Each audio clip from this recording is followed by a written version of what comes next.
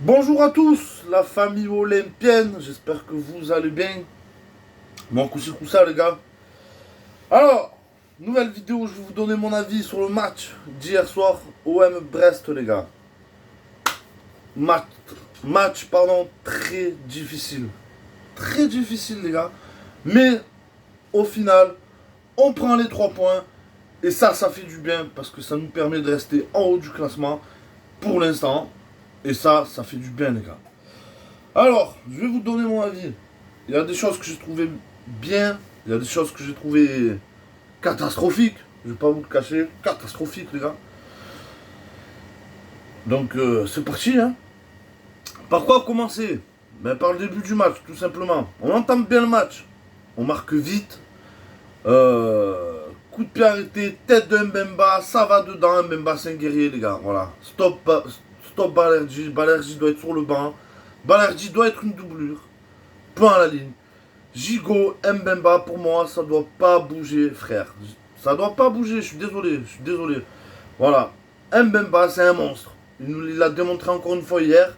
C'est un très bon défenseur et on ne doit pas, on ne doit pas le mettre sur le banc, tout simplement. On ne doit pas le mettre sur le banc. Voilà.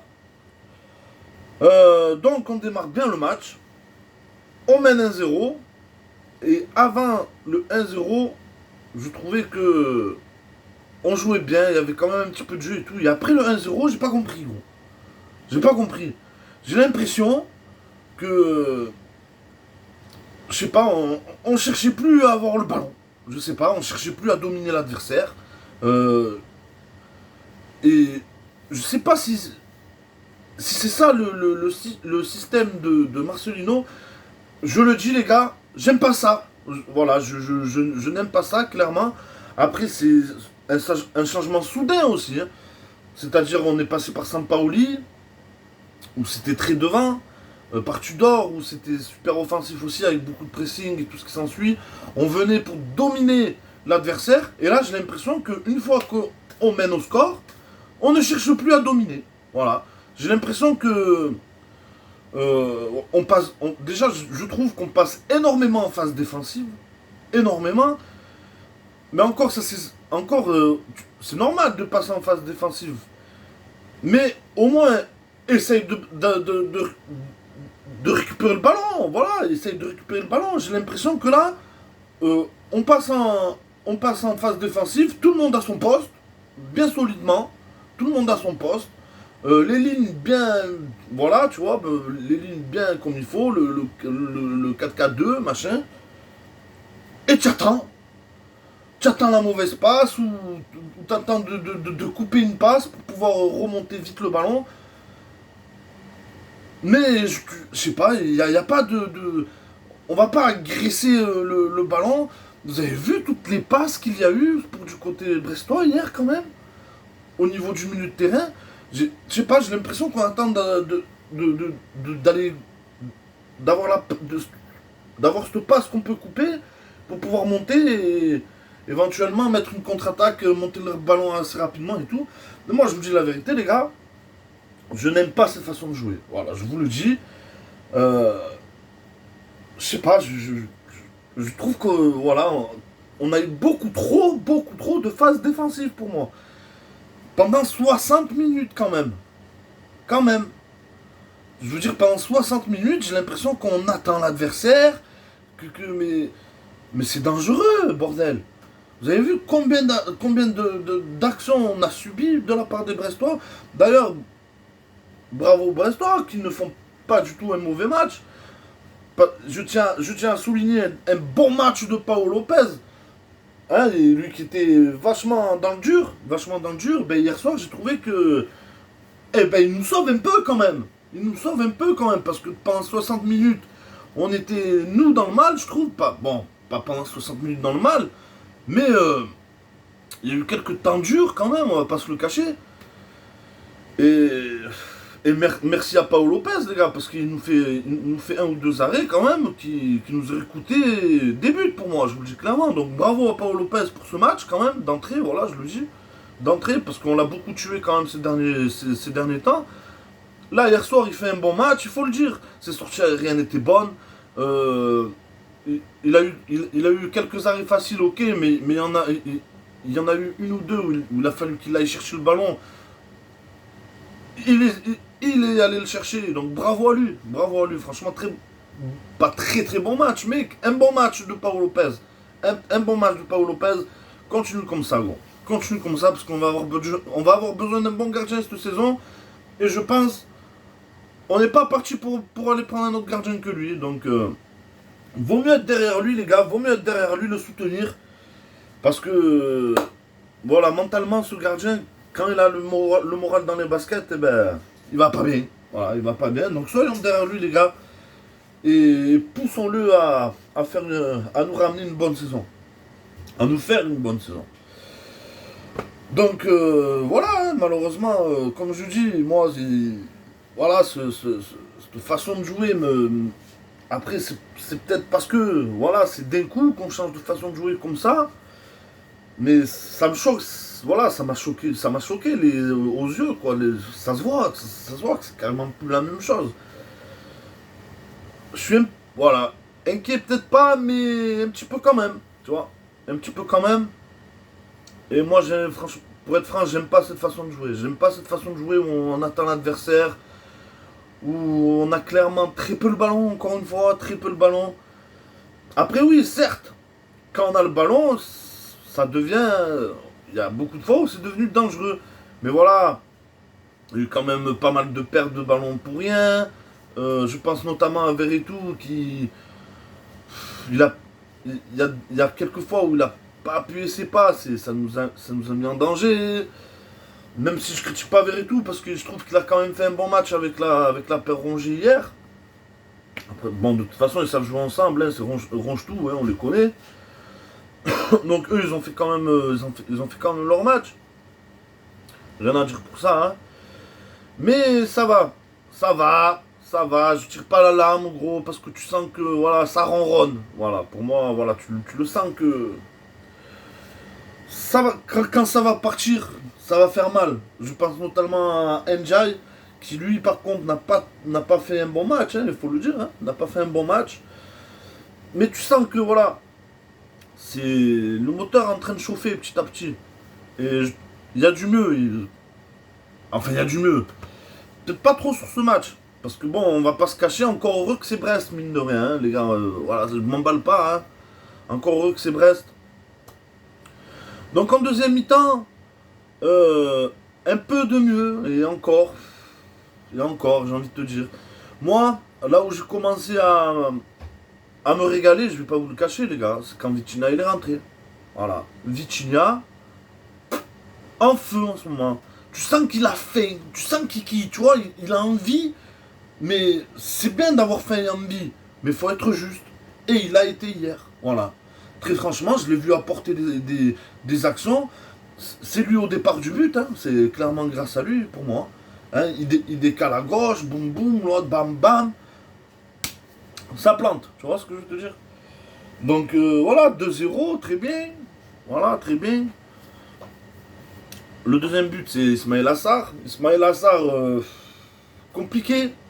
Compliqué. Le problème, c'est que j'ai l'impression que lui aussi, un peu à l'image d'Enja, j'ai l'impression qu'il veut trop en faire techniquement. Je veux dire, voilà, mets ton crochet, passe ton premier duel, donne le ballon, gros. Donne le ballon, on n'en fait pas trop. Déjà d'une, voilà, physiquement, tu vas t'abîmer et voilà, du coup, donc tu perds le ballon bêtement, hein, ici et là, mais bon, ça va, voilà, gros, je vais pas l'assassiner non plus, parce que dans l'ensemble, ça va, c'est lui qui apporte le deuxième but. D'ailleurs, je vais pas dire hasardeux, mais franchement, un renard, hein, il est parti le chercher, son but, le mec, hein. Franchement, bravo pour lui, pour ça. Mais voilà. Aubameyang, il plante pas, certes, mais j'ai quand même apprécié son match. Hein. Il s'est procuré beaucoup d'occasions, ça par contre, c'est un peu le bémol. J'aimerais bien qu'on retrouve le joueur qu'on nous a vendu, tu vois. Le joueur qui doit, tu vois, punir devant la cage, tu vois. Le mec qui a un trou, paf. Là, il tire beaucoup sur le gardien quand même. Mais je pense encore une fois que c'est quelque chose qui... Ça va rentrer petit à petit. Faut pas oublier que voilà, c'est une équipe qu'on joue ensemble. Allez, 4 fois dans des matchs officiels, tu vois. Donc ça reste assez jeune. Je me casse pas derrière ça parce que comme je l'ai déjà dit, on n'a pas le temps. Voilà. C'est bien beau de vouloir changer l'effectif tous les ans. Donc du coup, on manque de régularité, les gars. Et ça, moi personnellement, ça me fait chier. Parce que du coup, on démarre des saisons comme ça. Où on n'a pas le temps, où il faut des victoires tout de suite. Ça, surtout quand tu penses que en championnat, frérot, c'est 35 matchs cette saison, tu vois ce que je veux dire. Donc si maintenant tu commences à perdre des points, tonton, ça va être dur. Ça va être dur. Là, pour Lyon et tout ça, là, qui sont en train de perdre des points déjà, les gars. D'ailleurs, je tiens à souligner, début de saison très bizarre quand même, hein. Bref, je suis pas là pour parler de ça. Mais voilà, c'est pour dire, les gars. C'est pour dire qu'on n'a pas le temps. On n'a pas le temps. Il nous faut du résultat tout de suite.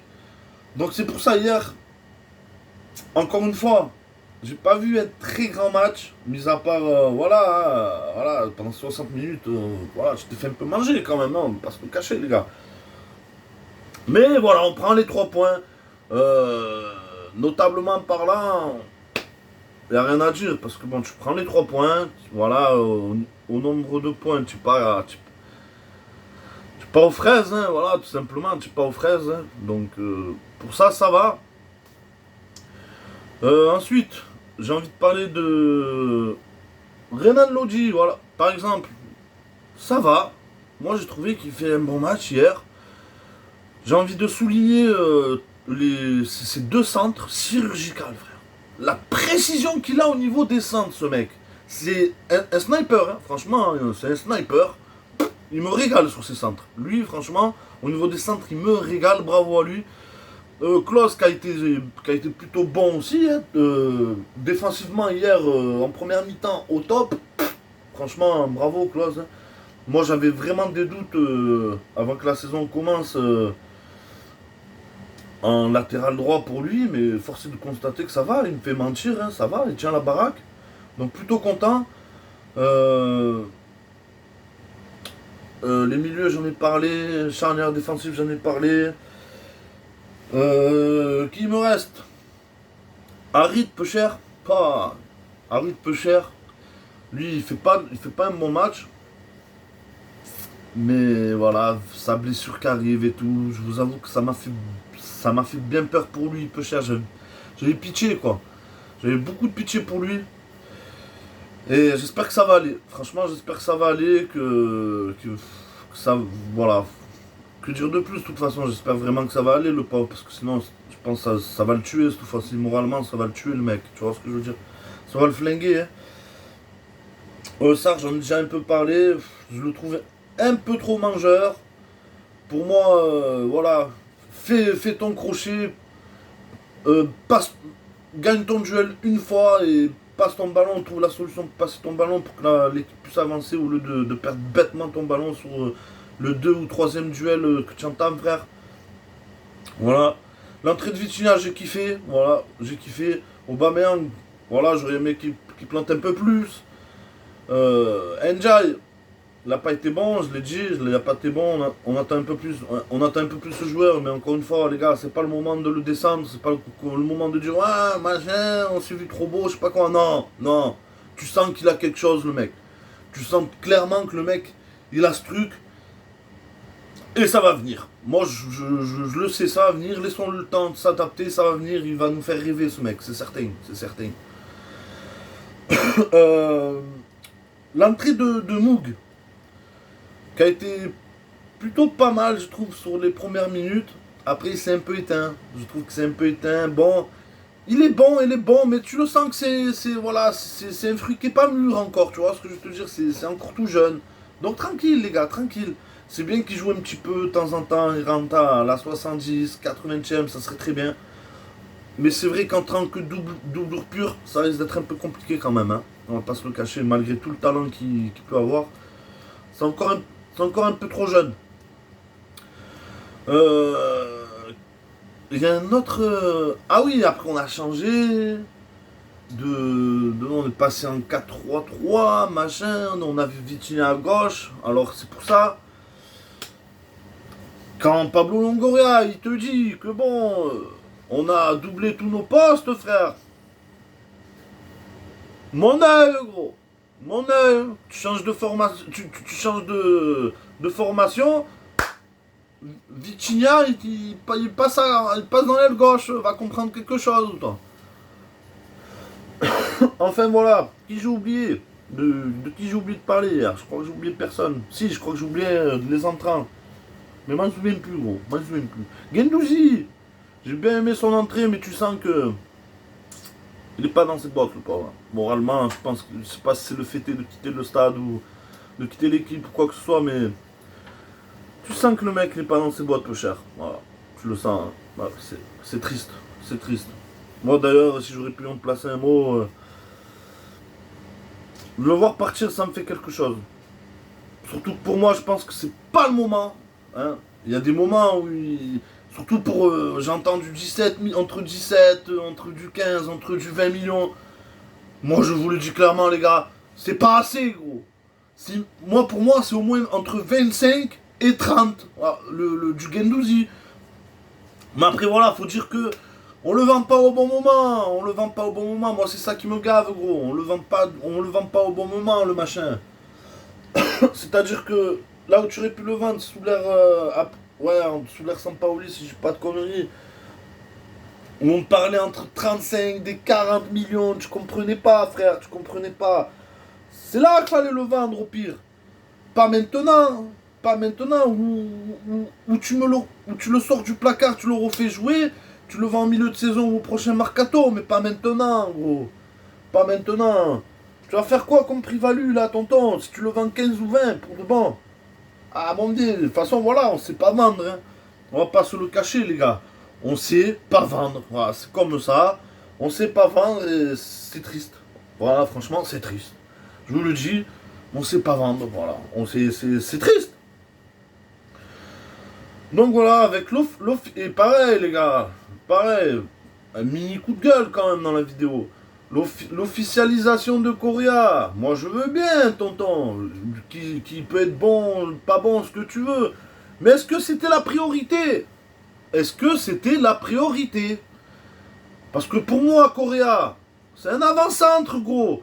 Bon, qui soi-disant peut jouer sur l'aile. Mais moi, d'après ce que j'ai compris, c'est que quand il est sur l'aile, niveau centre et tout, c'est bof. Tu vois ce que je veux te dire? Après, je sais pas, moi je ne le connais pas tant que ça, ce joueur, hein, je vais vous dire la vérité. Mais d'après ce que je vois, ok, il peut basculer sur l'aile, mais c'est pas trop ça. Voilà. Donc, est-ce que c'était la priorité? Moi, franchement, je pense que non. Correa, c'était pas une priorité. Pour moi, la priorité, c'était derrière. Voilà. Il nous manque un latéral gauche. Bon, tu vas me dire, il y a Soglo. Mais c'est un peu la même chose, c'est un peu la même chanson que Muguet, frère. C'est des jeunes du centre de formation. Tu vois, je veux te dire, en doublure pure, chaud quand même. Parce que ça manque d'expérience. Oui, il y a du talent. Je suis pas en train de dire autre chose. Hein. Bien sûr qu'il y a du talent. Mais en termes d'expérience, tu vois, je veux te dire, ça reste limite quand même, ça reste limite. Même si, attention, je suis pas en train de te dire qu'il faut pas faire jouer les jeunes, au contraire. Moi, je suis quelqu'un qui est pour faire jouer les jeunes, tu vois ce que je veux te dire. Mais gros, c'est des fruits vraiment pas mûrs encore, hein, donc mollo, tu vois. Donc pour moi, comme je vous dis, la priorité, c'était derrière. C'était derrière, les gars. Voilà, pour moi, priorité, c'était derrière, et non devant. Ou pire, un ailier. Surtout avec Harit encore, je sais pas, j'ai pas pris de nouvelles. Je sais pas ce qui lui arrive. Mais voilà. Ou au pire des cas, un ailier gauche, ou je sais pas. À moins que tu as pour projet. Parce que Vitinha, gros, il prouve en ce moment. Hein. Il prouve Vitinha. Pour moi, il faut le récompenser et le mettre d'entrée sur la feuille de match. Sur les prochains matchs. Tu me fais, je sais pas moi, un Aubameyang Vitinha. Tu me fais passer un Ndiaye à gauche, au pire. Paraît-il qu'il peut jouer à gauche. Testons-le, vu que pour l'instant, dans l'axe, ça marche pas trop. Testons-le à gauche. Peut-être que il va trouver il va arriver à se libérer, tu vois, je veux te dire. Donc voilà, des hauts et des bas, comme d'habitude à l'OM, les gars, comme d'habitude à l'OM. Donc voilà, je vais m'arrêter là, les gars, parce que ça fait quand même 20 minutes que je suis en train de tourner. C'est plutôt rare. Mais moi, j'avais des choses à dire. Voilà, franchement, j'avais des choses à dire. Encore une fois, pour revenir sur le match, dur. C'était pas facile, mais on prend les 3 points, et ça soulage. Et ça soulage. Mais voilà, continuons. Et je tiens à dire, les gars, bravo au stade. Bravo aux supporters qui sont venus au stade. Il y a eu des moments où on les entendait pas trop, mais tu as senti que un peu avant le deuxième but, il y avait tout le monde qui poussait. Hein. Tout le monde y poussait, gros. Hein. Les supporters, les joueurs et tout. Tout le monde poussait et ça m'a fait plaisir. Et très très belle innovation pour Guendouzi à son entrée. Ça m'a touché, les gars. Vous avez bien fait de le faire. Vous avez bien fait de le faire parce que Guendouzi, c'est notre guerrier, les gars. Il faut le dire. Il faut le dire.